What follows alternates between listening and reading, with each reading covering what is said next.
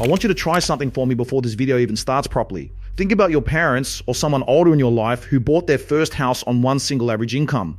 Now think about you or someone your age trying to do the same thing today, sometimes on two incomes. Something doesn't add up there. And it's not because your generation is lazier or worse with money or bad at budgeting. There's a number I came across researching this video that actually stopped me for a second. I had to read it twice to believe it. Right now, the average Australian's real wage, meaning what your pay actually buys you after inflation, is sitting at roughly the same level it was back in 2011.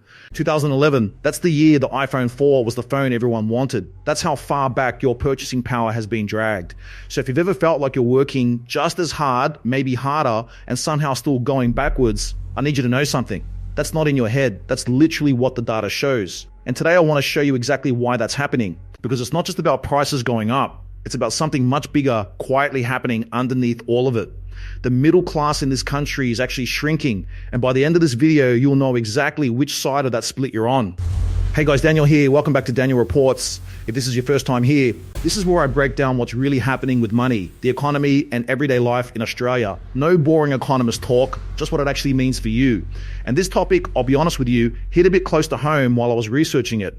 Because some of these numbers don't just describe a trend out there somewhere, they describe people I know personally. So if that's the kind of thing you want more of, do me a quick favor, hit that subscribe button and tap like on this one. Genuinely takes 2 seconds and it helps this channel keep growing. All right, let's get into the actual story. For most of the last 70 or so years, Australia ran on a pretty simple deal. You got a stable job, you worked hard, your wage crept up over time, you bought a house somewhere along the way, and slowly, without really trying too hard, you built up some wealth. That wasn't luck. That was the system working the way it was designed to. But here's the thing nobody really tells you. That system isn't broken for everyone equally. It's not broken for people at the very top. They're doing better than ever.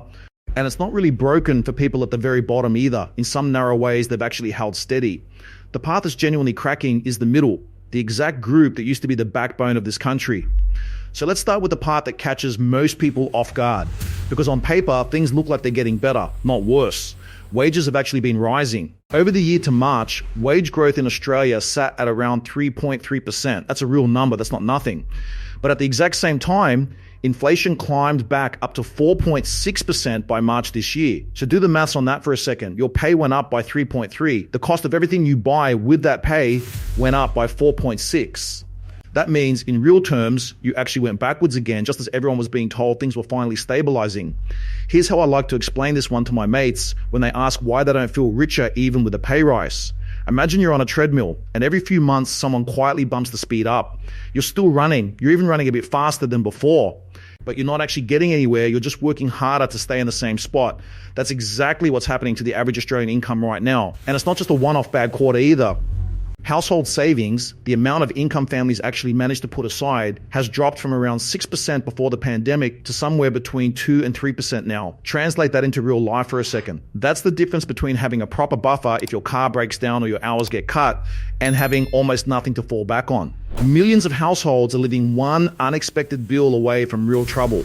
And that's not an exaggeration, that's where the numbers actually sit.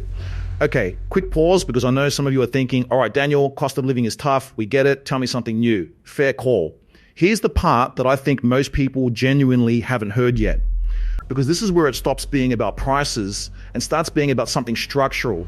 Researchers have actually been tracking who sits in which wealth bracket in this country, and the story it tells is honestly a bit confronting. Households sitting in that traditional middle bracket, roughly $300,000 to $900,000 in total net wealth, used to make up around 34% of all Australian households just a decade ago. Today, that same middle bracket has shrunk down to about 28%.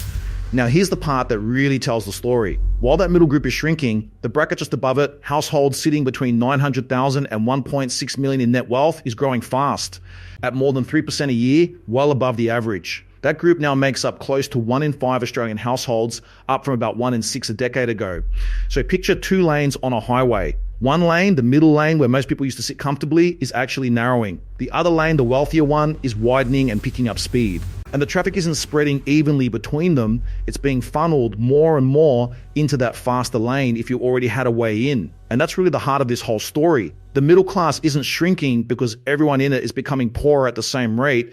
It's shrinking because it's splitting in two based almost entirely on one thing. whether you already own an asset like a home or you don't. If you got into the property market years ago, even a modest one, your equity has likely been quietly compounding this whole time, pulling you upward into that next bracket without you even actively doing much at all. If you didn't get in through no fault of your own, in a lot of cases simply because of when you were born, you're stuck watching that gap widen from the outside, and working harder just doesn't close it the way it used to. Now let's zoom out even further, because the gap isn't just widening between the middle and the upper middle. At the very top, it's on a completely different scale.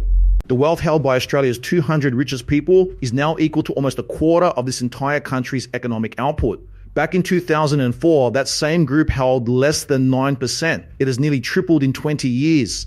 And households in the top fifth of wealth in this country now hold, on average, 146 times more wealth than households in the bottom fifth. 146 times. Not 46% more, 146 times as much. I want to be clear about something here, because this isn't about resenting people who've done well. Plenty of that wealth was built through genuinely hard work and smart decisions, and good on them for it. But when the gap gets that wide, that fast, it stops being purely about individual effort. It starts being about who already had a foot in the door before the door started closing behind them. Now, here's something that flies under the radar for most people, but it's quietly been draining money out of your pocket for years, and almost nobody talks about it. It's called bracket creep. Here's the simple version.